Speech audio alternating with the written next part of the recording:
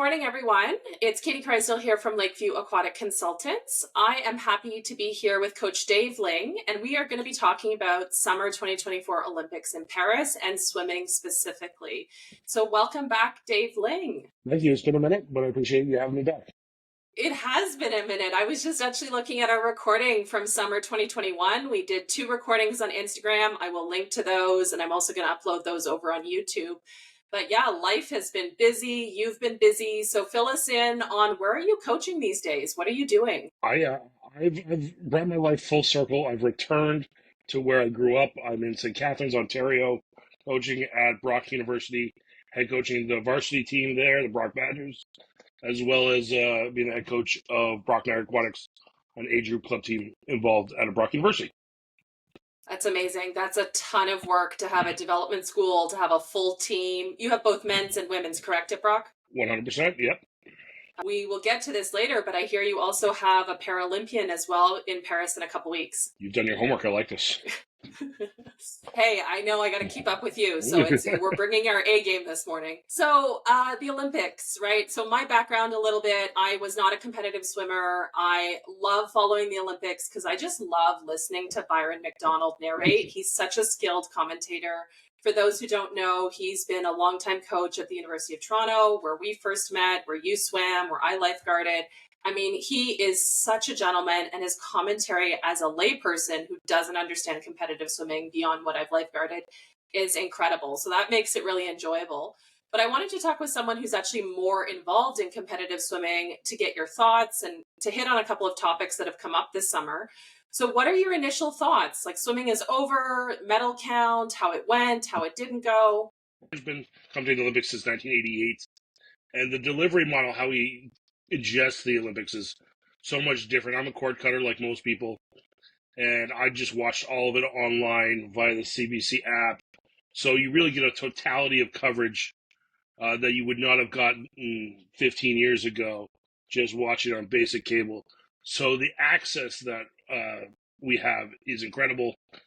The Olympics itself, very successful for Canada, obviously very successful for the young lady that we'll probably talk about quite a bit, Summer McIntosh. And a lot of good feelings coming out of this Olympics for our Canadian Olympic swimmers. Well, and I love that you hit on the fact about the access of coverage, because as we know, 10, 15 years ago, it was a 2-hour highlight reel. It was just the finals. They weren't covering prelims or heats. You very much, you had maybe 90 minutes to shove in a bunch of events. And for those people really interested in a particular sport, whether it's swimming or equestrian events or track and field, or they've renamed to athletics. Exactly. And I think CBC really did improve their game this round. And I know lots of Canadians have different opinions about the role of the CDC, the funding model. Is it actually showing stuff we want to see? But I'm like you. I logged in. I figured out how to use CBC Gem on the desktop. And I was able to listen while working to every event, every heat, every final. Even a swimmer who's maybe not on our radar as somebody who's going to earn a medal. I remember Byron very distinctly saying something to the effect of, they've made it. They've got to the Olympics, whether they place 32nd or they place second, it's still an accomplishment. And he's done so much research that he can say something about everyone. And that is so incredible. Even someone like a young lady from Ottawa, which you would know quite well, Regan Rathwell. She was her first Olympics. She was at the University of Tennessee. Byron was able to, knowing that it wasn't going to make broadcast television, say hello to her club coach back in Ottawa, Jason Allen. And that would have been a real treat for that swim community to get that. Well, that recognition, I think, is huge. So let's start first. Actually, you brought it up a little bit, and this was kind of on my list. It may be not the first thing people think of, but as a non-competitive swimmer, I've been kind of watching. It seems like so many Canadians now are going to the US for their training, or they're going to US colleges, or they're paying for private training. Someone like Penny Oleksiak, who moved to LA for training. Somebody like Maggie McNeil, who attended Michigan and then was down in New Orleans. And then some of these other Canadian swimmers you mentioned, I'm not going to remember who, but one is in Sarasota. They're paying for private training in the US. What do you make of that? In most cases, I wouldn't even say it's private training. A lot of it is just regular resource training, and the world being smaller, and the ability to get around. You have the things to do. I coach a few young swimmers that pursue U.S. scholarships and look to translate their athletic career in a sport where they're not going to make a lot of money into something quite valuable, which would be an NCAA scholarship. And that is true whether you're a swimmer or any other non-revenue generating sport. By non-revenue generating, primarily football or basketball. It is the way to get the greatest piece of value from your time in your sport. Well, and I'm not naive. I mean, the US schools, they spend so much more resources. They have so many more resources for a lot of these sports, and it's not ever going to be equal to football or basketball, like you mentioned. But some of these big name schools like Michigan, Florida, Arizona, right, bringing in big name coaches like Bob Bowman, moving from Maryland to Arizona, creating these bigger programs. I think it's just really interesting to watch. Since we last talked in 2021, I've followed Maggie McNeil on Instagram and had a little bit more kind of insight into how she's moved her career around for her training. And I think it's just an interesting model that maybe not every Canadian athlete has access to. Well, you're a pretty astute casual fan here, Katie. Right? We start name dropping names like Bob Owen. You're not just a run of the mill person here, so give yourself a little bit of credit. And that's also probably a byproduct of being able to broadcast online all of the sport, from soup to nuts, and the whole thing of, where are they training, what are they doing, who are they? They can cut it down if they need to for broadcast, but certainly they're able to get into it in a little bit more detail. So yeah, people are going where they need to go. A lot of it, I guess, what would also due to the pandemic. The main reason that some of McIntosh, our triple gold medalist in Paris, trains in Sarasota, is purely driven 100% by how Canada would have handled the pandemic versus Florida would have handled the pandemic. 100%. And for anybody who's watching this who doesn't have that context, Ontario was the province in Canada that had the deepest and longest lockdowns, deepest and longest restrictions to access swimming pools. And unless you were a very high level, high performance athlete going to the Olympics in 2021, a lot of swimmers either completely lost years of eligibility if they didn't delay their college or their university attendance, or they simply lost the training because they couldn't come back after, 2 years, 2.5 years. It would have been a very concerted effort and decision to return to the sport after not having a pool. So, and from the data of that, which was also impacted Olympics in Tokyo, which was unfortunate, and how that was presented. But then you contrast it with what we just had and what we just witnessed in Paris, which was an absolute celebration of sport, whether it be swimming. I was wowed by the track and field coverage when they would pan out and just saw how engaged and excited and enthusiastic and how large those crowds were celebrating sports that really this is their biggest shining stage in 8 years. 100%. Let's chat about Summer McIntosh. So she won 3 gold medals. Were they expected, unexpected? What events did she win in? She won in the 400 IM, which she is the current world record holder in, and she won in the 200 butterfly, which were reasonably expected, although she was pushed well in the 200 butterfly. She won a very, very, very highly contested race in the women's 200 individual medley towards the end of the meet. That was not expected, but not a shock. But really, there were some high caliber athletes in that race. And she was second in the 400 freestyle the first day, which I'm sure she wanted to win. She's a former world record holder in that event. But also a fantastically talented young Australian woman, Ariarne Titmus, won that event, and that's not a surprise as well. So was her performance expected? I would say yes. I don't think anybody was shocked. I think it was a good introduction to the casual sports fan in Canada, how special a talent this young lady is, similar to maybe the impact that a Penny Oleksiak had in 2016. But I would suggest to you that Summer's talent may age very well over to 2028 and 2032. Well, and it's so interesting you mentioned that, because one of the comments Byron made, and a lot of my talking points come from listening to Byron for over 10 days, is talking about the age of some of these swimmers, somebody like Katie Ledecky or the Australians, who I don't know by name necessarily, but that the sport is aging in some ways Whereas in the olden days, you might think of a swimmer who was 22, 23, 24, starting to be almost geriatric. And you're starting to see some of these older swimmers, it appears that in some ways they're becoming more fine-tuned, is my lay impression with the technique, but then they're also still having to work hard on the cardio capacity. But they're still placing or medaling in ways that we might not have seen 10 years ago. Okay, so we can get really, really esoteric about this, but I'll keep it pretty simple for now. Is the basic gist is there's more avenues for a swimmer to monetize their swimming career than there were 20 years ago, which is why we see some swimmers swimming to advanced ages. But still, when they're swimming to advanced ages, there's still a widely held principle amongst national sports organizations and national swimming organizations that it is important to get these swimmers reps at a young age and access to international racing as a teenager that will help service them as someone who's then 25 to 32 in that window where we started to see some of those swimmers really excel in. And the men's 50 freestyle, which is a very easy to gravitate to event because it only takes 21 seconds. It is the 100-meter dash equivalent in swimming. The three gentlemen who medaled in that were all 30 plus, except for maybe Ben Proud, who might be in his late 20s from Great Britain. The gold medalist, Cameron McAvoy, is a father.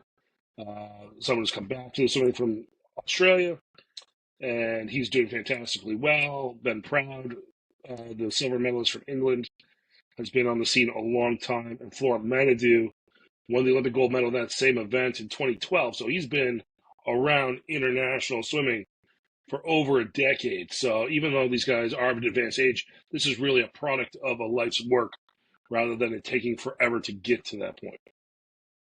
Well, and it sounds like both in swimming and what little bit I followed gymnastics as well, there was a couple of athletes who took almost a mulligan when it came to 2020, 2021. They either didn't feel like they were in a place where their training was correct or participating in the Olympics didn't make sense at that time. And after taking some time off or semi-retiring, came back to it realizing, I still have something to give. And I think, obviously, like you're saying, some of the things we need to consider as outside factors are definitely the name and likeness policies in the United States when it comes to athletics. College level athletes who are now able to amortize their skill and their social media for their own private gain, as they should, to support their interests and their development. But then also, like you've been saying, International Swim League and other organizations who are now providing avenues for legitimate, it's maybe not where it needs to be yet in compensation, but legitimate compensation to showcase the sport. At least the capacity to support those goals, yes. Correct. And it's not through some sort of archaic method where the purity of the sport somehow doesn't mean people don't have bills to pay and families to feed. What about Penny Oleksiak? She's the big name that a lot of Canadians remember from 2016. That surprise, was messing with her goggles, didn't even know she'd won the race until she looked up at the scoreboard. She was a tremendous, tremendous athlete, tremendous swimmer.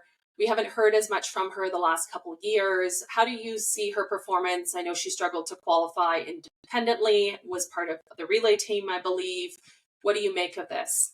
So a little bit of background just for context. I coached at the Toronto Swim Club for 8 years. I did not directly coach Penny, but I was an assistant coach, two coaches who did coach her. She's an incredible talent, an incredible Olympian, an incredible swimmer, still is an incredible swimmer. But your skill sets are not forever. And, she's gone and she's in her mid-20s now, and she's shown the wear and tear out of a lot of demand on her to be able to perform through a lot of different circumstances. She's not been immune to injury. That's certainly been a part of her journey. I would still suggest to you that she is one of the best at what she does in the world. But right now, the difference between her and the top is just wide enough that it appears she's not as precocious as she once was. But make no mistake, she could have jumped in any relay as she did and been an absolute world-class contributor capable of wowing fans and producing results that make you bulge your eyes open and say, wow, that's fast. Well, and that's a big part of it. I mean, these benchmarks, these standards are changing all the time. Even the non-pool people in the general media in the last 2 weeks is discussions about the pool in Paris being quote unquote slow. And yeah. I'll get to you in a second and what your thoughts are on that. But certainly one of the perspectives that I read was saying the the seed times are what they are, and then the race times are what they are. The race times, my understanding, are on par with where they should be, but it's not records that are falling. So where do you sit on this whole discussion of the pool speed relative to records or medals? So I think you can hit on it a little bit. It's really, if you want to look at it, it's kind of like a dial and not a switch here. So it's not either on or off. It really is a dial that has some gray in between. The fact is that the three factors that make a pool fast are depth, width, and lane rope size, and the ability of lane ropes to eat the turbulence from the waves. And I won't get into it too much, but this pool tended to be shallower and thus did not elicit those top end results that I think a lot of people were hoping for. And although that's upsetting, when you look at the general racing itself, it was very fast. So even though first place was not so far ahead of the world in setting world records, eighth place was faster than eighth place was 3 years ago, and well faster than it was 8 years ago. And you pretty much go all along the line. They kept the meet very fast. If you watched the preliminary heats, there were not an abundance of heats. There was only about 20 to 25 people in every event. They kept it very small, very intimate, and very speedy. To share my own opinion on the pool depth conversation, because it's been litigated to death, but for posterity, kind of circling back to this video in a few years, I had no opinion on the depth personally until I went to swim last week at my community outdoor pool. And I happened to notice as a 5'10" person that the deep end of the community pool I was at was 3 meters. And so then when I got to thinking as I'm approaching the shallow end and doing a flip turn, okay, it is a little bit harder for me as a layperson in that shallower 1.5 meter depth. And so then I'm imagining this 2.3 meter pool with all of the equipment, all of the stuff at the bottom of the pool. And if you add a foot to my height, I don't know how it can't have some impact, whether that is hydraulically on the waves and the water movement and the friction, or whether that's physically just your clearance on your pulls and your kicks in that shallower water. You multiply the problem, you're one person. Multiply that by 8 of the world's best human beings in that discipline doing it at the same time as you. It just magnifies the factors. I don't think it had much to do technically. I'd push back on that a little bit, but certainly the turbulence was a factor. One of the things I intend to look into in the future is why exactly we ended up with the pop-up pool in the La Défense Arena where the Taylor Swift concerts happen. Because my understanding is that the original Olympic bid did involve them building a pool. And certainly there has been shifts over the last decade in terms of these movable pools that get set up in different events around the world, whether it's for a FINA/World Aquatic event, whether it's for an International Swim League event. It's not to say you can't have a good pool, but somewhere in that change process, somebody decided to go with a shallower pool. And that's more the piece that I'm curious about, because you can build a 3 meter, 4 meter temporary pool. Yeah, there actually is a maximum depth too. So they couldn't have built a 4 meter pool, but they could have built a 3 meter pool. That is the maximum depth allowable. Sure. You know, it's for the layperson at home, most of us who are in aquatics are familiar with Murtha Pools, who build the vast majority of these temporary pools that are modular. And they bring them in, they put them together, they take them apart. Let's talk about some of the other Canadian athletes that you think are worthy of recognition. For me, I watched Maggie McNeil. She didn't necessarily perform in the way that people thought she would, but she's been very gracious about, announcing already, I think 6 or 7 months ago, that she would be leaving swimming at the end of this summer. But what do you think about the other events that Canadian swimmers participated in? Yeah, Maggie McNeil is a fantastic talent, and if we look at her and say, okay, she didn't win the Olympic gold medal, I think that's an unfair bar to really hold her to. She still was incredibly close, finishing fifth, right there in the mix with everyone else. So that's pretty incredible as it is. I think the main person who really should be acknowledged as a breakthrough for our sport, especially in our country, is Josh Liendo, a young man from Toronto, trained at the North York Aquatic Club. Now trains at the University of Florida, won the silver medal in an incredibly contended race, 100 butterfly in Paris. Young man that there's not a lot of people that look like him in our sports. And it would help that if that motivates young black kids to want to swim and get involved in aquatics. And they're occurring in more and more regularity, but it is still, if you go to your average run-of-the-mill swim meet at any level, it is a very homogeneously based sports, but he really has changed the face of what we're trying to do. And to break a 50-second barrier, his final time was 49.99, which is incredibly fast, unspeakably fast. That's a real breakthrough for what we're trying to do as a sport and growing who we make swimming for everybody for. Well, and like you said earlier, the splash and dash, any of those shorter events in terms of distance requires such fine tuning and technique. And you're working so hard to shave off, fractions of a second, it seems, that it's a very, very impressive accomplishment to place the way that he did in that event. Yep. And then the other one, obviously, is Kylie Masse, who I think both of us have had the pleasure of watching over the last decade. She's medaling at her third Olympic Games in a row, bronze medal in the 200 back in an incredibly gutsy race where she went out very fast and held off a challenge from the American girl, Phoebe Bacon, to win medals at 3 straight games, regardless of what color those medals are, is an incredible accomplishment. Well, and like you said earlier, I mean, what was I doing 8-10 years ago to be able to have that consistency? Or rather, you said 3 Olympics. So what was I doing 12 years ago, right? To have that consistency in terms of a career and carry it forward. I mean, that's a huge accomplishment. Yeah, 3 Olympics, 2016, 2021, 2024. So we don't, sorry, Katie, to do the math on you there. I apologize. Yeah. No, thank you.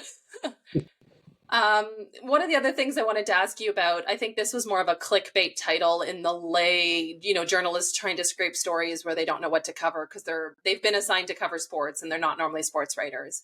But this conversation that, Australia has now disrupted or upended Team USA swimming.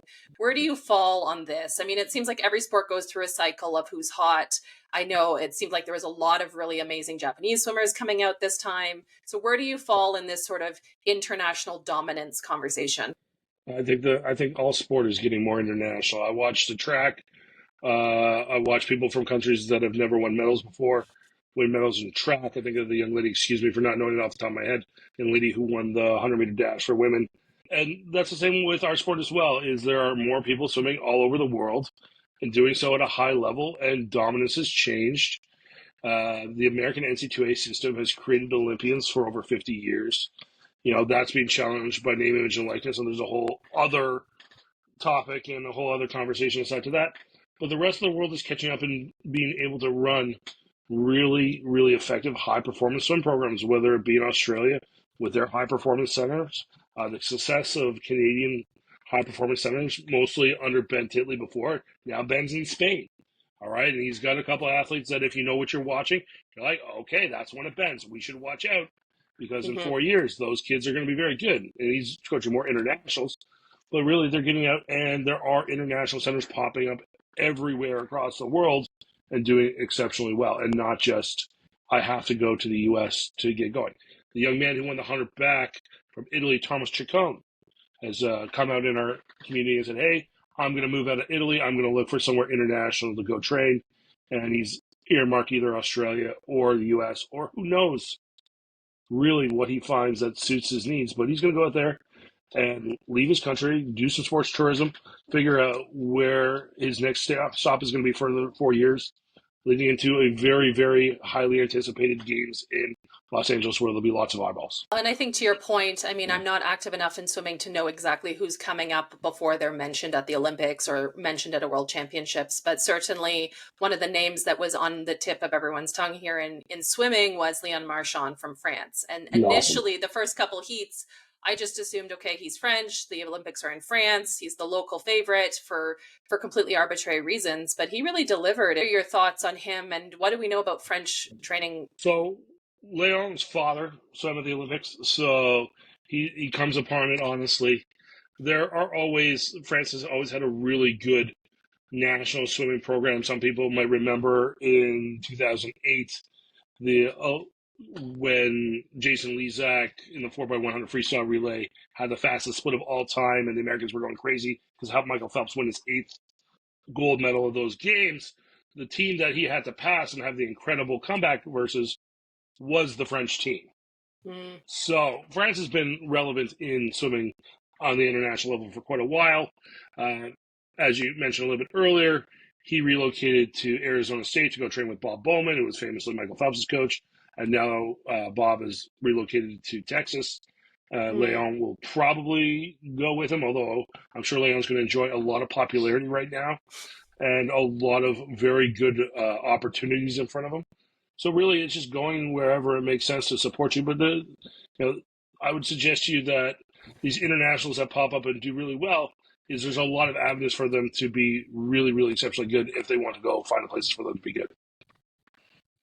Well, and I think that's something that I've noticed for the first time in the last few years. Initially, when Maggie McNeil finished her bachelor's degree at Michigan, she had initially announced that she was going to pursue a master's in California, and then at the last minute changed to a school in New Orleans. And after reading between the lines and seeing some swim commentary, which is a really great way to, for somebody like me, feel like you know what's going on in the sport, even if you're not in it day to day. They reported that her coach from Michigan had taken a new job in New Orleans, and it made complete sense that she was happy with that relationship and that success that she had under that coach. And she pursued her master's there instead for her final year of eligibility. Things worked out just fine for Maggie McNeil. She 100%. was very much a winner of this first round of a name, image, and likeness. She did very well. One of the other names that came up for me that I remember from the last Olympics when we chatted in 2021 because of the bumped Tokyo Olympics from 2020 was Lydia Jacoby from Alaska. And I noticed that she was nowhere to be found this time. And I don't know the story to that, but I was a bit of a surprise because I remember her being so incredible last time. Yep. Lydia Jacoby from Alaska swims at the University of Texas.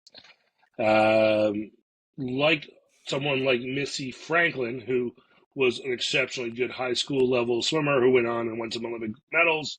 When she went to university, did not struggle to find the same success with a new coach that she had previously. Lydia Jacoby's doing pretty well.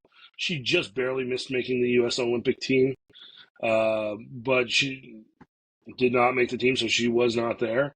And I assume she's going to try and reload and surface again in 4 years. Just reading an article before we hopped on was commentary from Adam Peaty, really upset regarding the Chinese presence at this Olympics. So Can you fill us in on that? Could be a whole other conversation, but just for the person who has no idea kind of what's going on there and where we're at currently. It's been reported, you can Google this, that there was a 20 plus doping infractions reported out of the Chinese national swim team program prior to the World Championships. And from there were some very dynamic performances from China at that meet that raised some eyebrows. And there was a lot of, noteworthy so, me included in this, is I don't want cheaters in our sport. And I don't want to line up on the blocks with them. I don't want to coach against them. I don't want to basically enable them in any way. So there was a lot of anger towards Chinese swimmers at this meet. One that did not test positive in that batch of 20 was the only real standout Chinese swimmer from the whole meet, which was Pan, who won the men's 100 freestyle in a world record time. He was not part of that mix.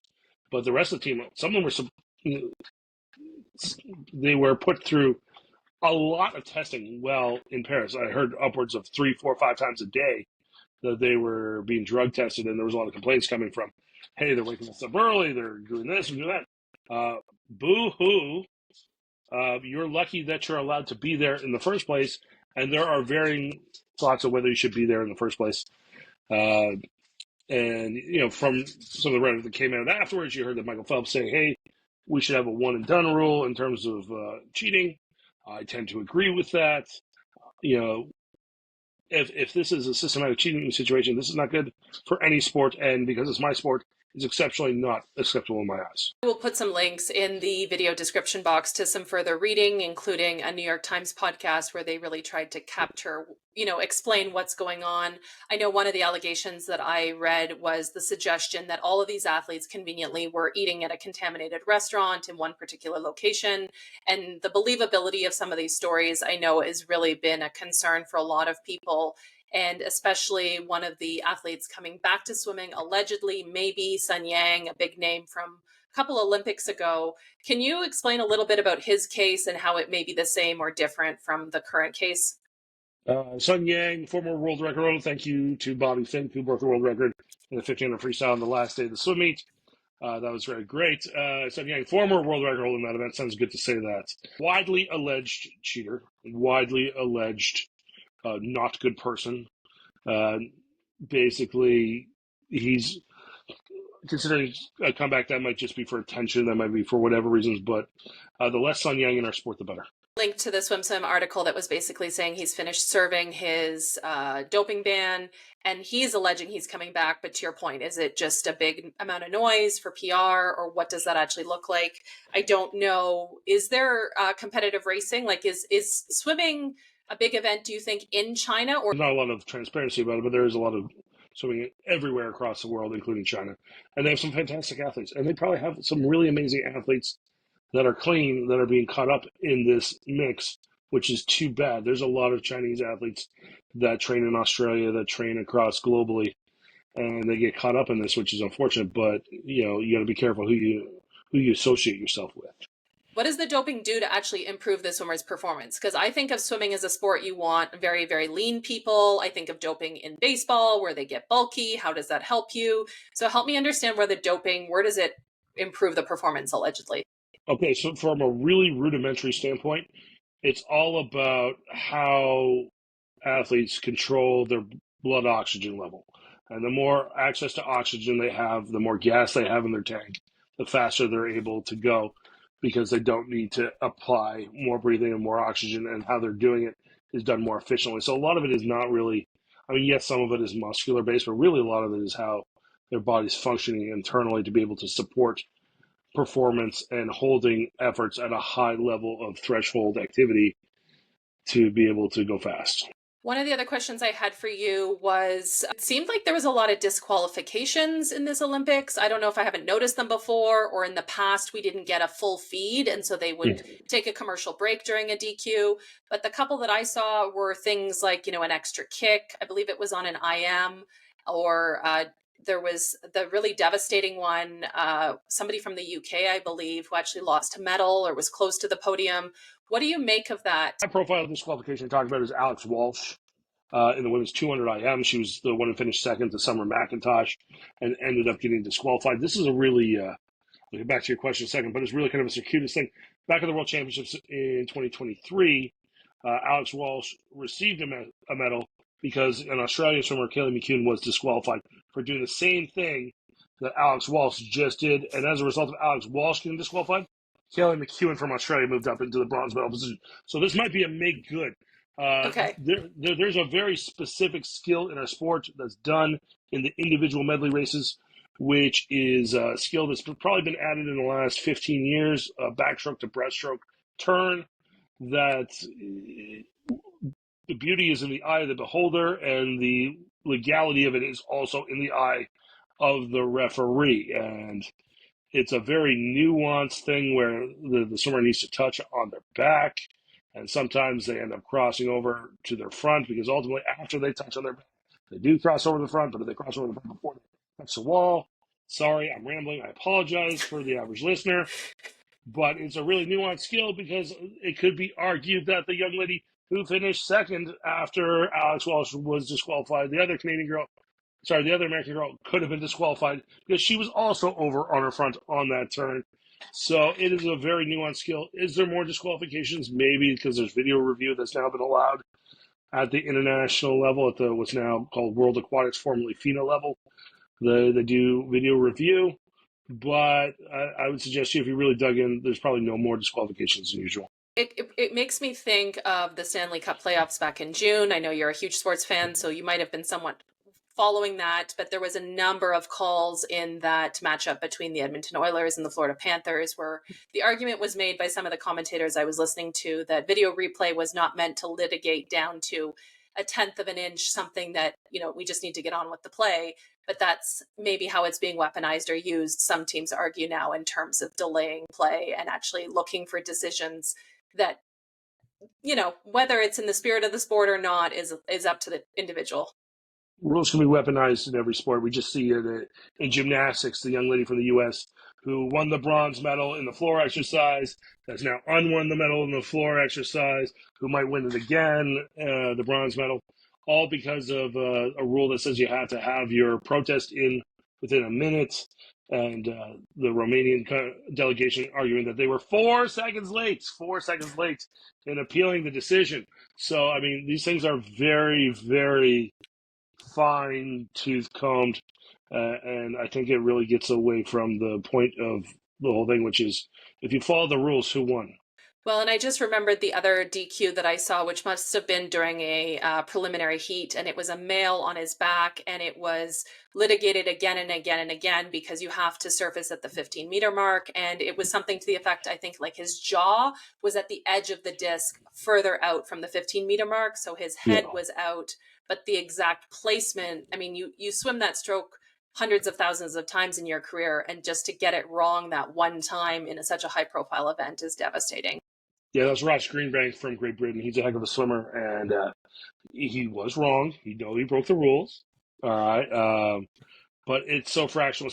I coach a really precocious 200 bachelor, a young lady who finished third at Canadian Olympic Trials. Who's an Olympic hopeful for 2028, and a lot of it is that skill is very close all the time. So let's talk a little bit about LA 2028. It's coming up sooner than people think. I'm really excited. It's going to be in the North American continent, so the time zones are not going to be quite so bad.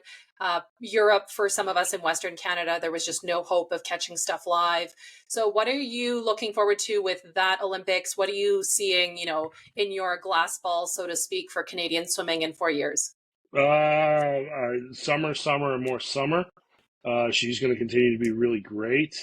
It'll be interesting to see how a second wave of Canadian swimmers come along, especially on the women's side. I would suggest to you that Penny Oleksiak will probably not be swimming at that point in time. Taylor Ruck will probably not be swimming at that time. We know Maggie McNeil will not be swimming at that point in time, and that's going to put to the test a new set of young female athletes that will hopefully be there. On the men's side, a couple of the more stalwart men.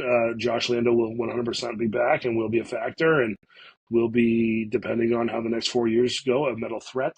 Ilya Karun, the young man who didn't know he was Canadian until about 2 years ago, but we're happy to have him. He's going to be very good 4 years from now. Finlay Knox, a young man who was in the final of the 200 IM and was a medal hopeful, didn't quite go his way this time. I would suggest to you he's going to be very motivated and trying to be a factor again in LA. So those faces will be back, and hopefully some new ones will be there to help burgeon a new set of interest in our sport, especially because it's in LA, and there'll be a lot of families across North America traveling to go to those Olympics and watch and take it in person. Finlay is a hometown favorite. I actually live and work in Okotoks, where Finlay has been a name for a long time. And with all due respect to his talent, I didn't realize he was so talented because, you always support the local athletes when they're going to any event. But it was really amazing to see his performance. It felt like he was really catching up during the heats that I saw. Like he was really pedal to the metal, pushing. I don't know how his training might have changed. I don't follow him that closely, but it definitely felt like, he was sort of just a mention, and now he's actually on the world stage in that sense. You obviously had the front row seat to seeing him come along and being a local boy. And you have a lot of pool operators that listen to this, and hopefully they're still listening. I apologize if they've been bored by nerdy swimming talk to this point. But yeah, pool operators, take an interest in your local swim team, right? Who do they have? What's going on that's special? And, help them, right? And help them support precocious talents that are doing well. Finlay, good athlete, really, really has come on post-pandemic. He was very good before, don't get me wrong. Now he is absolutely world-class and excellent at what he does. We lost so many athletes from the pandemic, but then we also gained athletes in the sense that maybe they took a hard look at what was important to them, they rededicated themselves, or they looked at other things. And then from there, they were able to recommit to a regimen that made them successful this year and maybe will make them successful in LA in 2028. Well said. The questions I had for you was in terms of Canadian swimming strategy. So I know the last 15, 20 years, there's been a shift in Canada in terms of actual programs and regimens to create high performance centers around Canada, to hire high performance coaches, as you've mentioned, names like Ben Titley, and then really zoning in and trying to identify some of these young swimmers early on so that they can benefit from either extra training or training that brings them to the world stage. if we zoom out for 2028, do you think that Canada is focusing on any particular events or all events? Because it feels like some events that we were looking at, I think back to Rio and like the 10-kilometer swimming event, those are not on the radar anymore, or is it more focused now in terms of strategy for the Olympics? The high performance center system in Canada, which involves 3 centers, one in Vancouver, one in Toronto, and then a Paris center in Montreal. Basically, their mission is to identify and support the 1% talents across the country, the really special talents, to be able to go on and get the resources they need to be able to excel on the international stage. With integrated supports being anything from strength and conditioning to additional nutritional supports, extra educational supports, anything that needs to go in to make this athlete successful on the world stage. So are they trying to identify them young? Yes, as young as possible. I got a young lady, her name is Madison Kryger. She's 15. She's a 200 backstroker. And this year she split half her time training with us in St. Catharines. She's from Niagara Falls. And then 4 or 5 times a week, she was driving into Scarborough, Ontario, which is in good traffic, a 90-minute drive, in bad traffic, a lifestyle, to support her to try and make the Canadian Olympic team. And she did not quite make it as a 15-year-old, but she was very, very close. And she's going to go next year full-time as someone in grade 11 to this high-performance center and do her school online. Now, she's very bright and she does well in the classroom. But certainly she is the archetype for what they're trying to do with these high-performance centers. And basically it's incumbent upon programs to identify who these talents are or potentially are, get them to the meets that they can showcase their talents, and then in front of these high performance entities to say, hey, can you help us take this swimmer to the level that maybe your average run-of-the-mill community club cannot support.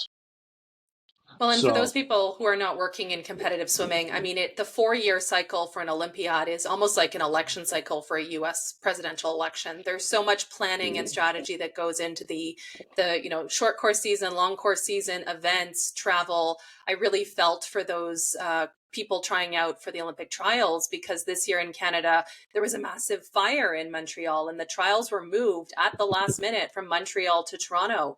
Do you think that had any impact on the people who qualified for the Olympics, or how did that go down? Because I know you went, and I can only imagine the chaos to get that staging shifted in 3 weeks. So I'm one of the lucky procrastinators who had not booked a flight or a hotel or anything 6 weeks out of the competition.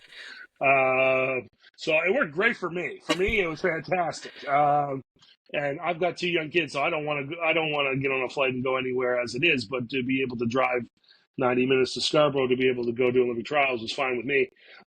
It sucked if you were from outside of the GTA, the General Toronto area, Greater Toronto area. It was terrible because you had your hotels booked.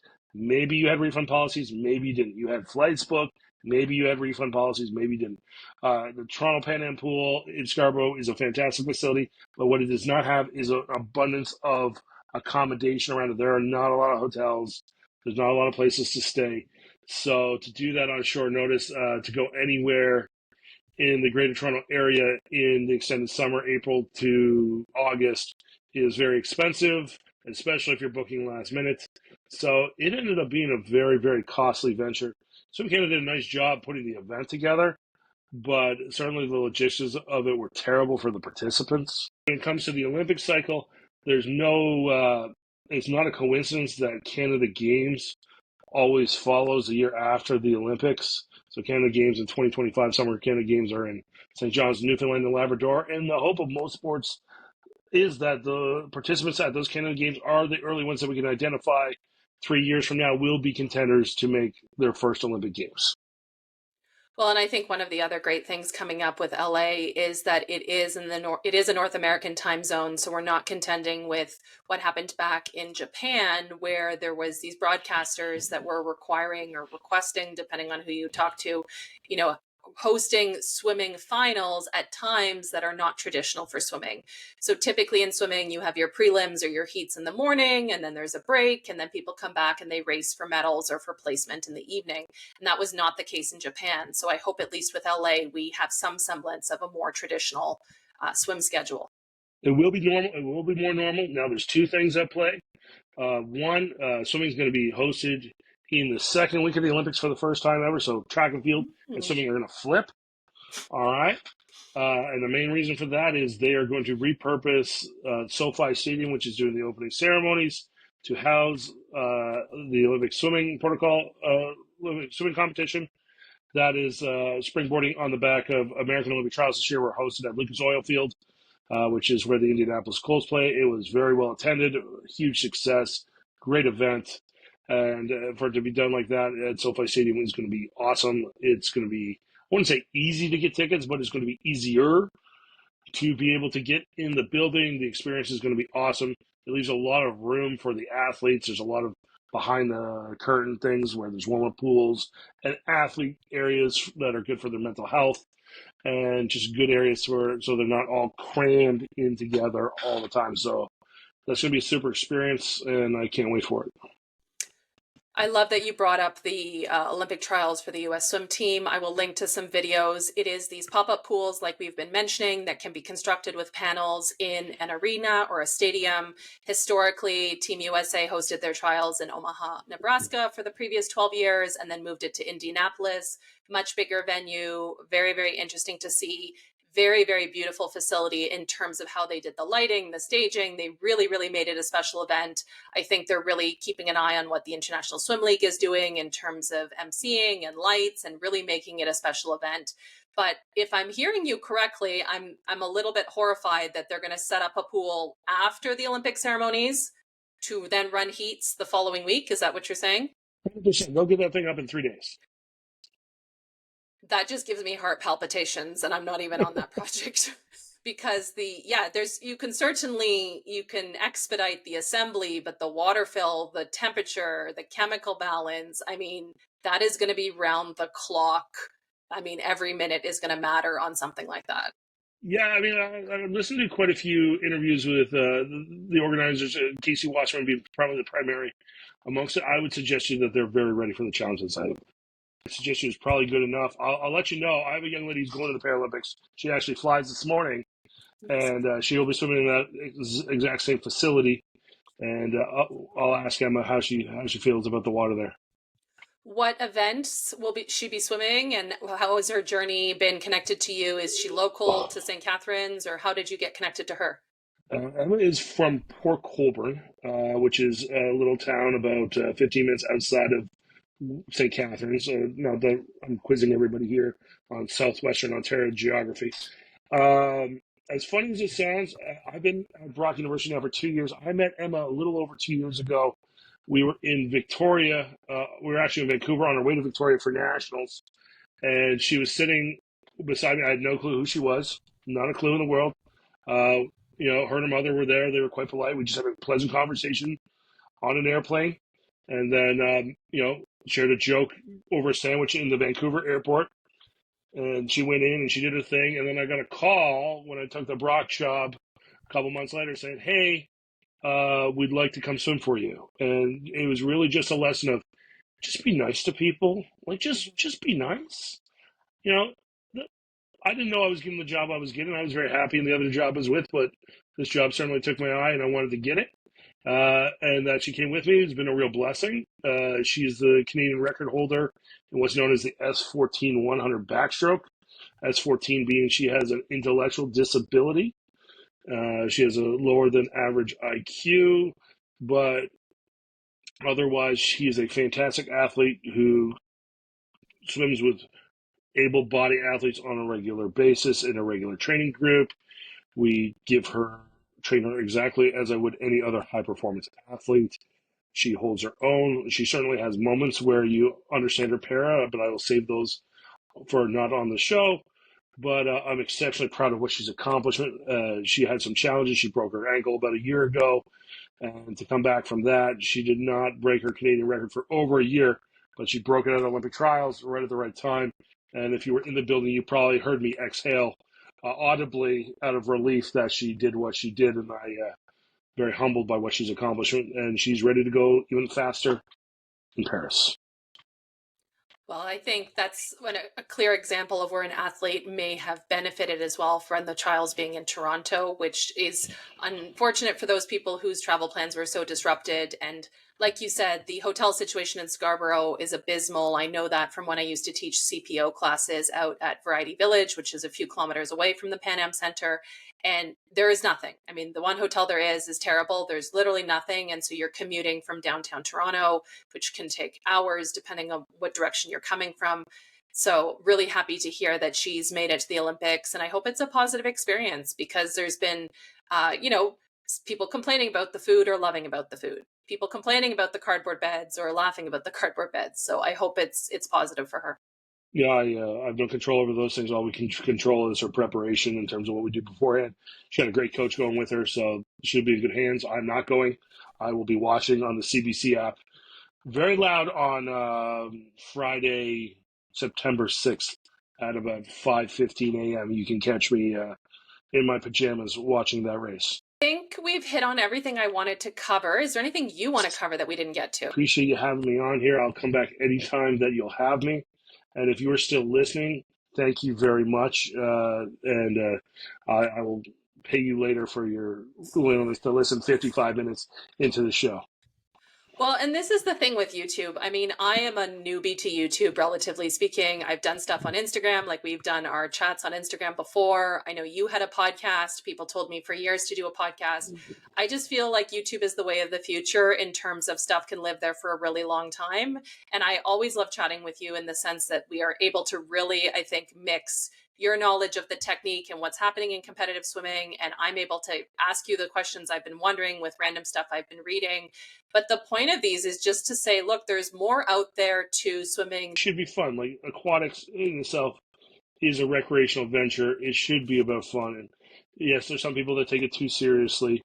And maybe there's friction between your average pool operator and their local swim club, which is unfortunate. But ultimately, at the end of the day, we're trying to service the community, and we're trying to service mostly the youth, although master's programs are growing like crazy, and grassroots programs are equally going to be on fire with young boys and girls wanting to be the next Summer McIntosh and Josh Liendo this fall. So swimming is still one of the largest, if not the largest, participation rate sport in Canada in terms of access and affordability. So whether that is a traditional swimming lesson, whether that is a recreational swim club, master's swimming, the statistics bear out that, everybody loves hockey or lacrosse or soccer, but the actual participation rates of swimming are head and shoulders above a lot of other sports that you might think are more famous.